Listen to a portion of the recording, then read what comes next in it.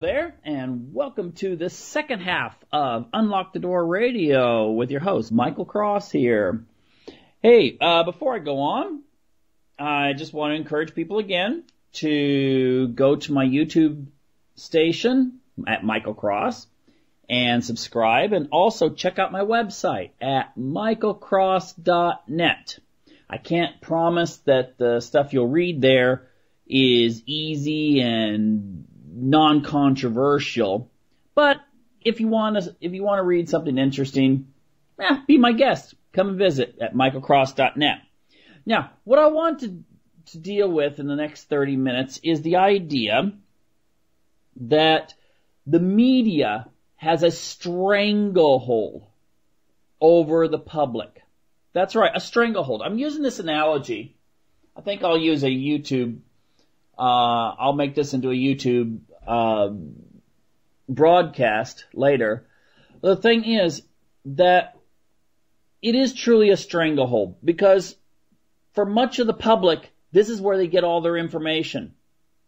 And although alternative radio, such as what you're listening to right now, is providing a different means by which people can get information, it's still crucial to get into the public mind. And to get into the public mind, you've got to go through the filter that's created by 6 mega corporations. That's right, 6.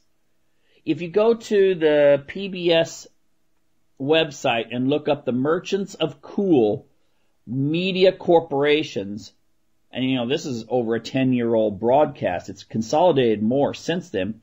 There are 6 corporations that pretty much control everything that people read, literature, the movies they watch, as well as the news they listen to nightly. And so it's very crucial to understand how they manipulate us and how they maintain this stranglehold over us as a nation. Now, what I'd like to do is just kind of jump right in here and basically point out that you'll never get anything out there that's non-biased. Okay? It's impossible. As Orwell stated, all art is propaganda. And propaganda, as Edward Bernays pointed out, is not necessarily false, but it is designed to get you to think a certain way. So yes, all art, and I will include in that, all broadcast, anything someone says. I mean, when you're talking to someone, you look at the way their eyes are. You look at their facial expressions. Why? Because you want to find out if what they're saying matches what they are conveying in other nonverbal ways. And so if you don't trust your best friend, your spouse, your children, to be telling you something that is totally 100% true, then why do you trust someone that's paid millions of dollars to sit in front of a teleprompter and read off the news to you? And even more than that, even though they may have that nice, trustworthy face, okay, looks like a middle-aged mannequin from the 1950s, the thing is, they're not the ones making the news story. They're just reading it off. And if they are commentators, they still have to deal with the people that actually write their paychecks. So it's all a process of manipulation that you have to understand. Okay, but here's just a few little things I thought were interesting in regards to how you could actually, and, with the 2016 elections coming up, this is very crucial to keep in mind. But it's not just American politics. I think every country does this to a large degree if it has any kind of free press. How they get you to think a certain way. How they get into your mind and kind of squish it around and get what they want to come through. Now, one of the things I think is one of the most important things is they can create irrelevance. And that's through a case in point would be a situation like, well, think about Ron Paul. I mean, the former congressman from Texas. The media generally ignored everything he had to say. They didn't, if they wanted to cover someone that was maybe anti-war, but they were coming from a more conservative perspective, you don't want to show that. If you want to have a nice little war in Iraq or Afghanistan or any number of other places the United States is bombing people in, then you want to frame the issue in such a way that, okay, you got your left-wing person who's a mainstream left-wing, and you've got your right-wing person who's mainstream, if they do show both sides. And then you have your debate. Now, I'll get into the dynamics of that in just a moment a little bit more, but you usually never see someone like Ron Paul, or on more of a left perspective, Noam Chomsky in the American press, in the mainstream American press, being covered.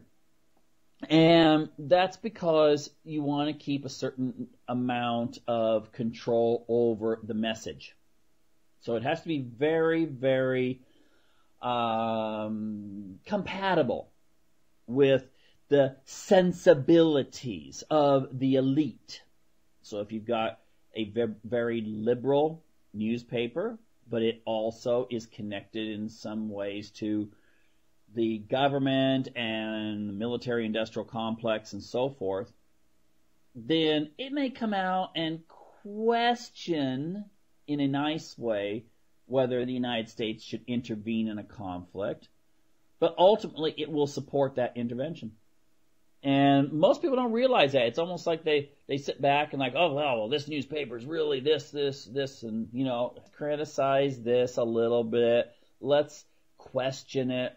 But let's go along with it ultimately. No, that counts for surveillance of the population by the government, all kinds of issues, GMOs.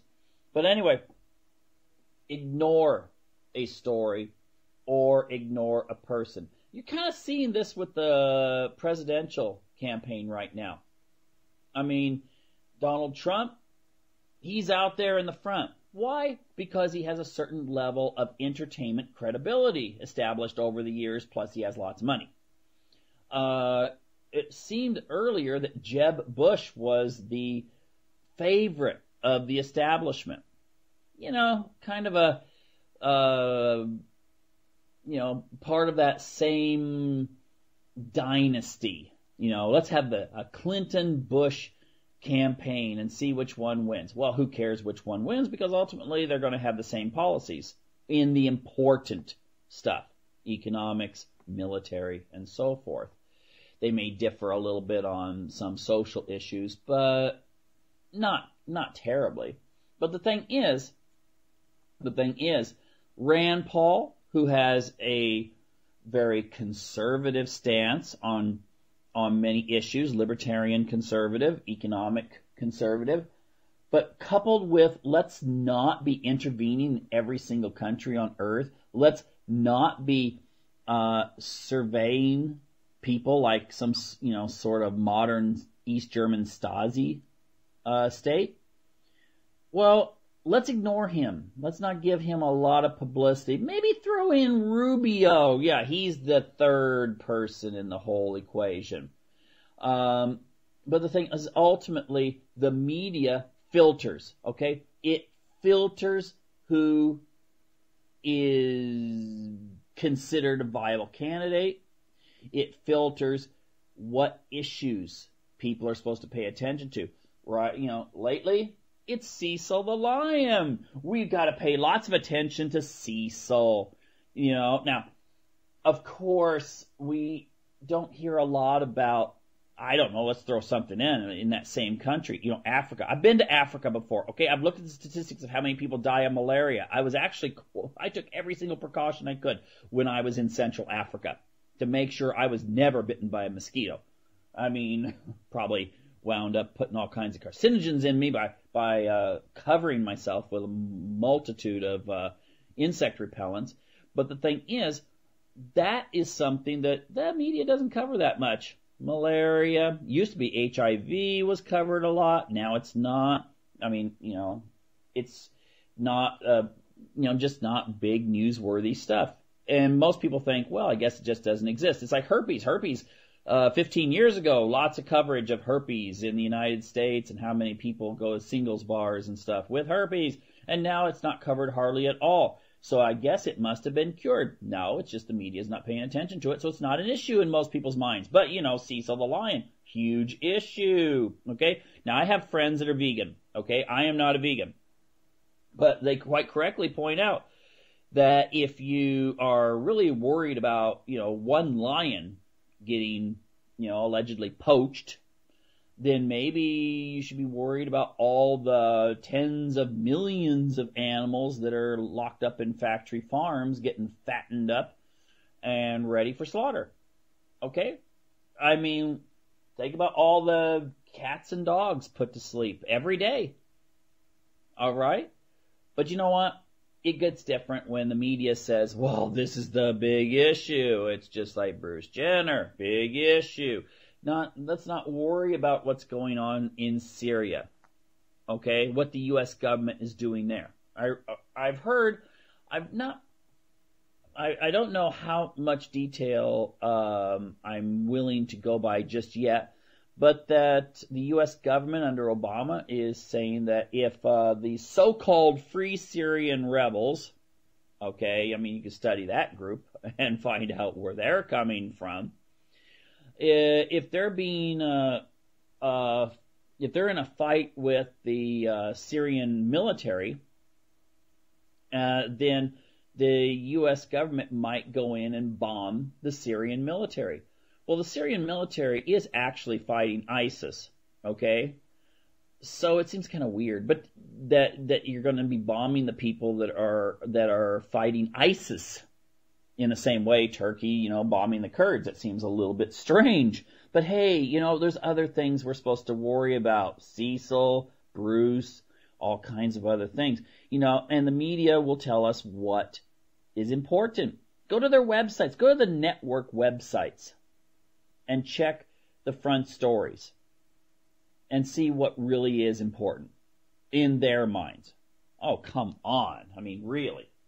I mean, if you consider all the major, you compare alternative media to network media, it's ridiculous. But anyway, create irreverence through ignoring. Of course, a lot of times they just ignore alternative media. The other thing that's very important when it comes to the elections and anything in general is the technique of choosing what pictures to use of candidates. In other words, if you're in favor of someone, show very flattering pictures. If you're against them, that people will remember pictures. The whole thing about a picture is worth 1,000 words. Try to use pictures that will show the person you're against as being kind of crazy, maybe. I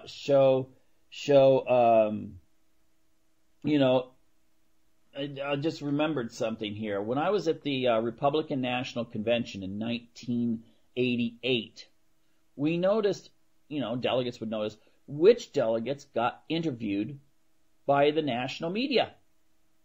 Who would get the interviews from the reporters from ABC, NBC, CBS, or whatever. And you pretty much noticed very early on the rule of the crazy hat. That's right.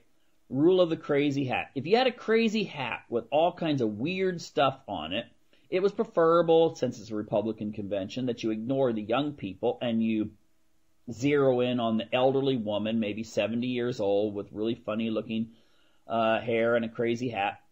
They were the ones that got interviewed all the time. And this gave an image, kind of like very exotic, and that's a nice way of putting it. People who are old white women with crazy hats. And that would be the symbol of what the Republican Party was all about. You ignore all the other, the younger people. At the time, I was amongst the youngest elected delegates to the convention and never got interviewed by the national media. which was really quite interesting. But I noticed the same thing was true of younger men and women that were there. Or if you were non-white, it seemed like they didn't want to interview you either. So they create a perception. The story is already written before you get an interview take place. Okay, the media does not operate on the assumption or the rule that they are going to interview some people and find out what's going on. They already know what the story is. They're trying to confirm it. Okay, and I've got plenty of experience with the media that would say that yes, that is what the story's about. So, you also have other examples. I'm not going to just use the Republicans.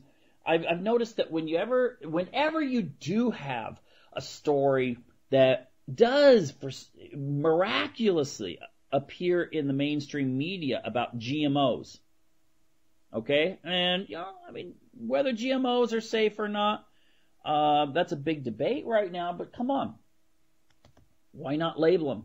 But anyway, if you have a protest, what they will do, at least I've kind of noticed this, is find some hippie type person with dreadlocks and interview them.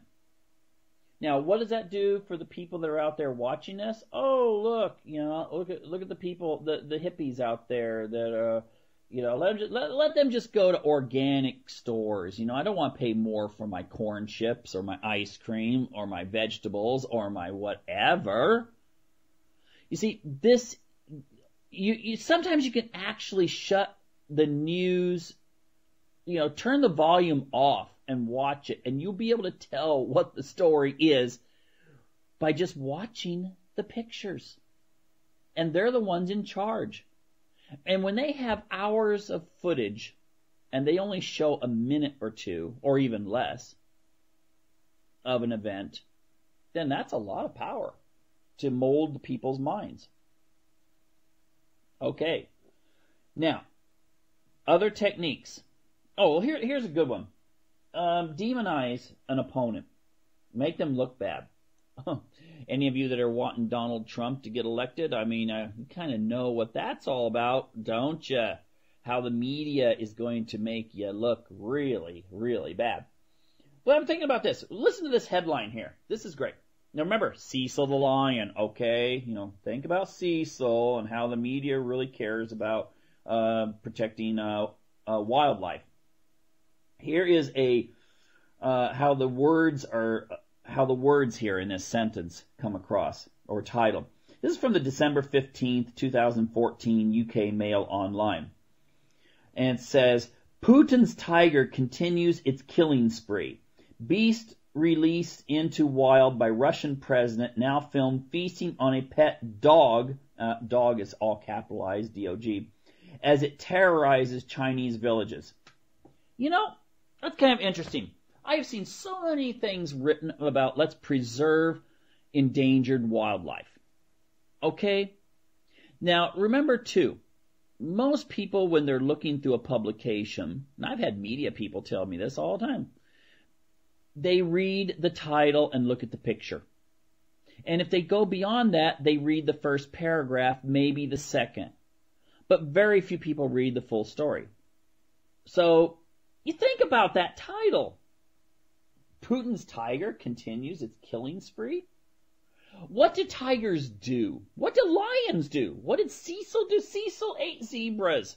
Cecil ate baby wildebeest and baby giraffes, and if lucky, a baby elephant. Okay? Well, tigers do the same thing. They're just like your little pussycat. Your pussycat, if it was as big as a tiger, would be eating you instead of just going out and creating environmental havoc on, the local bird and squirrel and reptile population. But yet, you never consider that. The thing about the cats is, you never see stories about that, do you? You know why? Because the media knows if it runs an article about cats and their damage to wildlife, native wildlife in a region, someone goes out, They move into a new area. They hear birds chirping all over, and then a few people bring their cats in, in the neighborhood, and you don't hear birds chirping as much anymore. Okay, why is that?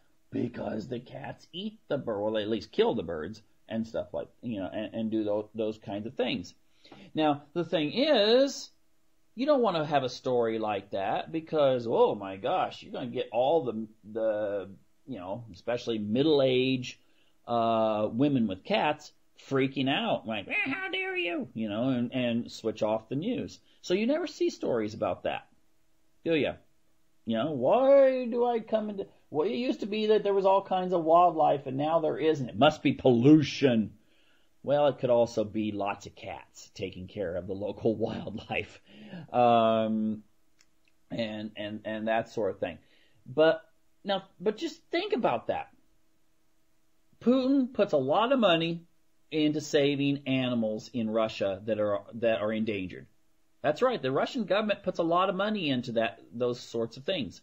If the Russian government didn't do that, the media would be saying how bad the Russians were in allowing the destruction of the native habitat and destruction of the animals. But no, the Russian government puts a lot of money and efforts into saving these endangered species. But then again, Putin is supposed to be the bad guy according to the media. The media wants you to believe that Putin's terrible. They show pictures of Putin looking aggressive. They show they have headlines that will, even beyond, his ravenous, destructive tiger that's out there. Sounds like something from the tiger in the Jungle Book. Trying to get, I forget what the little kid's name was. And everything in the Jungle Book. But the thing is that you will make sure that you make the person look bad. And if you do it enough, you repeat a story more and more and more and more and more, it gets forged in people's minds. In fact, if you do see something written about Putin, or a number of other leaders for that matter, but if you see something written about Putin, and someone responds to it, they always, I think, feel like they have to put something in saying, well, he's got his problems, and I'm not a Putin supporter, but he's doing good things here and here and here. So you see, you create a situation in which it's socially, it's just not socially acceptable to actually for someone to come out and say, hey, Putin's a great guy, or Putin's doing a good job for his country. No, you've got to make sure that the narrative is that he's either evil or he's a bad guy, at least. But you can never put, and then you've got to make it sound as if the Russian people are all misguided and propagandized, or they would see through him. Okay? Well, but that gives you an example here. You use the words, most of the time you won't have this kind of headline, but it'll be similar. And words convey a meaning. Just choosing a different word, like the word leadership and manipulation means the same exact thing. Get someone to do something they normally wouldn't do.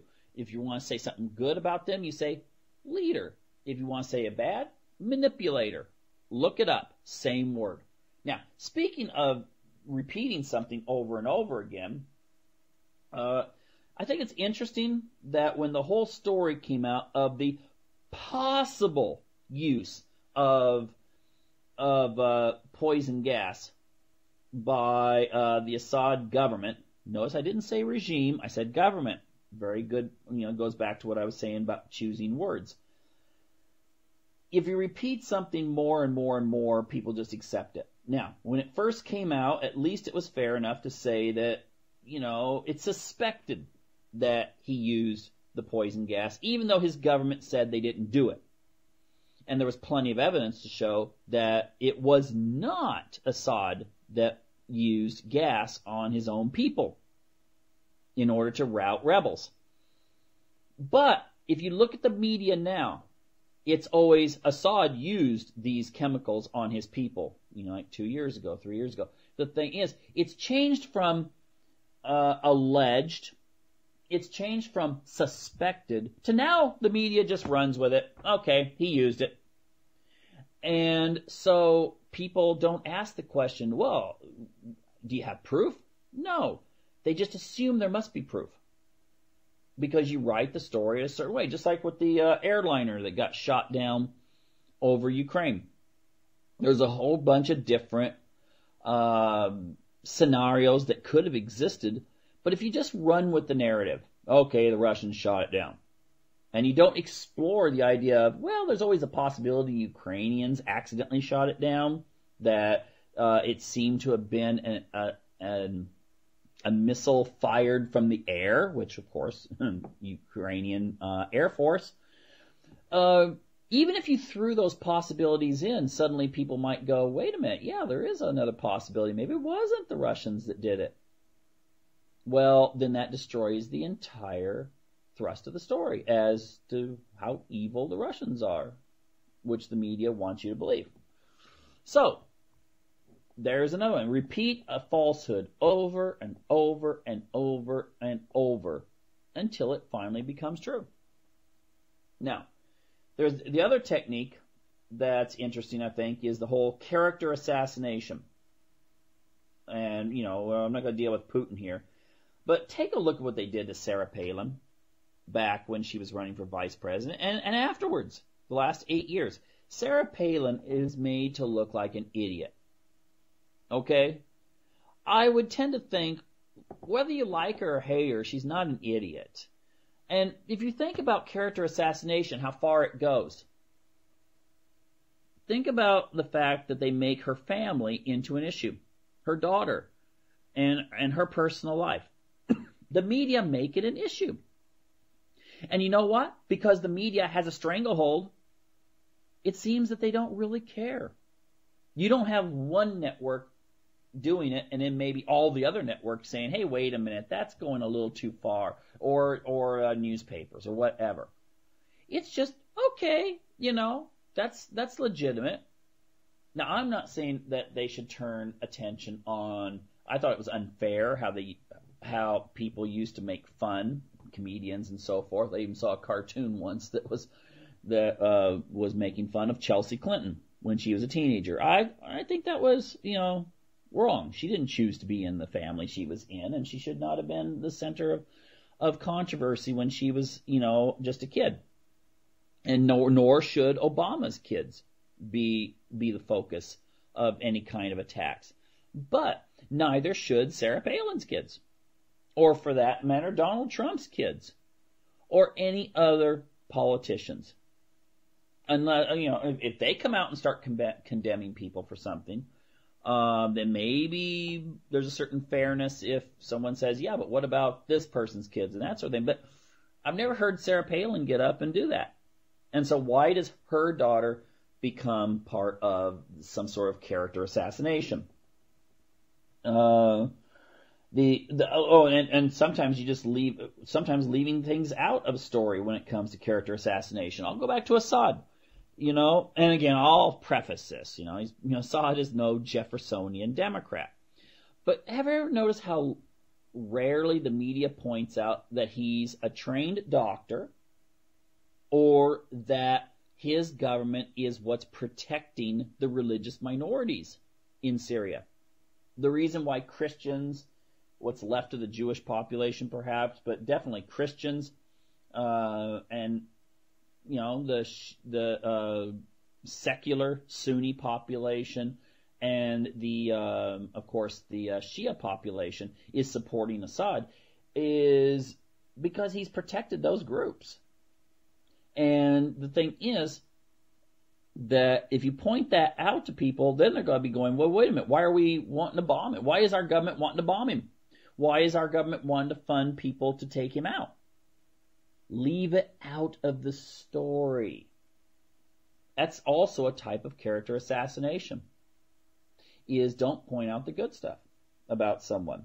And of course, like one of the easiest things is you make sure you choose photographs that make your target look dumb or evil. Let's show them with their hair messed up. Or another example. You notice whenever they deal with a story with Iran, they hardly ever, if ever, show a picture of the Iranian parliament. you usually see a picture of their top religious leaders.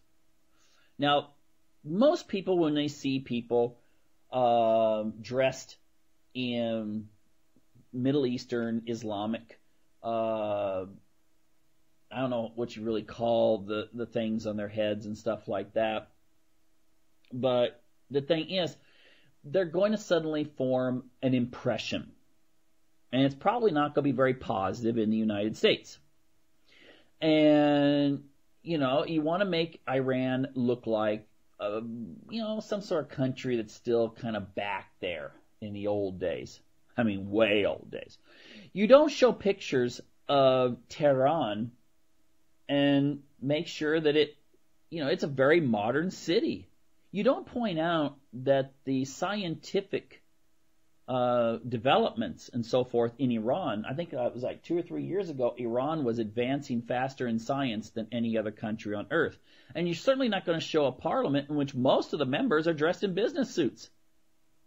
Because that conveys the idea that maybe they're not so primitive, that maybe they kind of are very similar to regular people like Americans. No. You don't want to get that message out. You want to make sure that they're still seen as the bad guys in the equation. So ultimately, there's so much more we could deal with. But ultimately, I think it's very, very important that we consider the power the media has and some of the things that they do in order to, change the story, so to speak. Anyway, that's all the time I have for today's episode, and I hope you'll come back next week for another edition of Unlock the Door Radio here on UCY TV Productions.